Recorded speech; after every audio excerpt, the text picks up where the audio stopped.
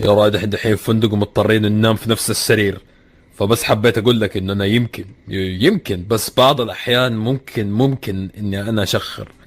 طيب عادي يعني، ايش بك مكبر الموضوع؟ هو عادي ما في مشكلة. انا ربيتك صح يا ولدي. هيا قوم انقلع نام. طيب تصبح على خير. ايش بو كذا مكبر الموضوع مرة؟ يا رعد نام. يعني ايش بو مكبر الموضوع؟ ما ترى شخير يعني، كأنه بيحذرني، قال لك يلا يلا خليني انام بس. آه آه وانت الزفت ايش قاعد يصير؟ آه آه آه